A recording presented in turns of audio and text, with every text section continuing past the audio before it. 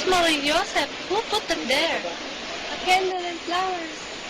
Rosa, those were not there when I swept the yard. These were certainly not there when I went out to buy a bread. What do you think, Rosa? Should we remove them? A curse may fall upon us. Remember, today is the day of St. John.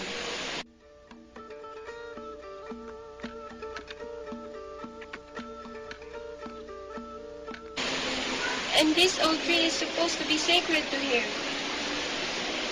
And sacred to the moon and the sun. Naku, here they go. Juan! San Juan! San Juan! San Juan! San Juan!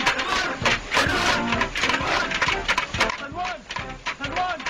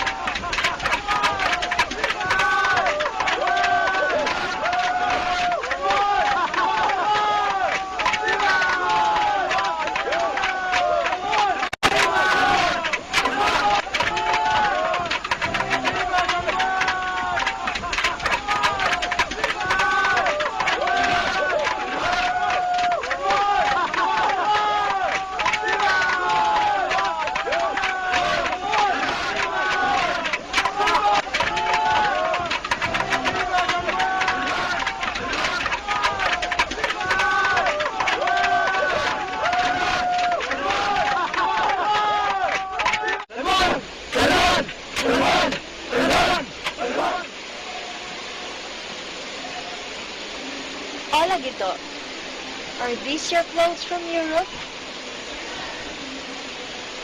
Yes. Aren't they elegant? Very, but not your equipment. Equipment? You mean my tabo? Why? It's part of every lady's toilet. Many things will harm you if you sew it.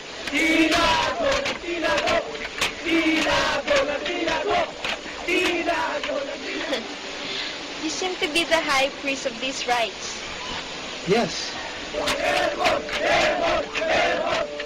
Today we celebrate the feast of the great Juan Bautista, who baptized with water. His birthday is the fullness of the noon sun. Remember, a man lost the power of his tongue when St. John was conceived. And what restored the tongue of that Hebrew?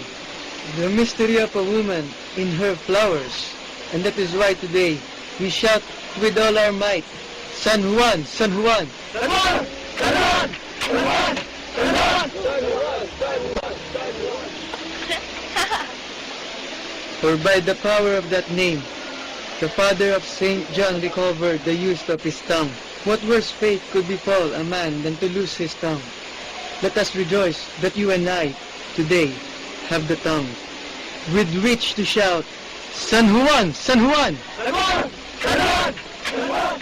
Congratulations, Prima. That was a good sermon. Don Paeng, won't you invite me to drink? Oh, come on! The mystery of woman in her flowers. Do you know what it means? Something innocent, I suppose. Thus speaks the age of Victoria against the age of Byron.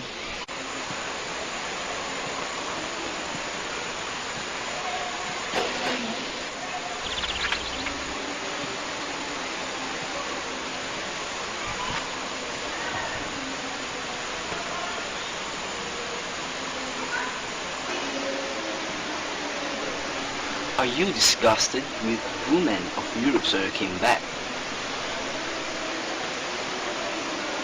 My cousin, since I became a man, I never miss a day of Tatarin every year. And what is the power of Tatarin? Look at Amada, the wife of Entoy. She's crazy since the day of Tatarin came. I just believe this day that the days and nights are equal.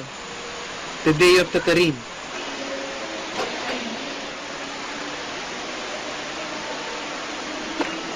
How about you? What do you believe in?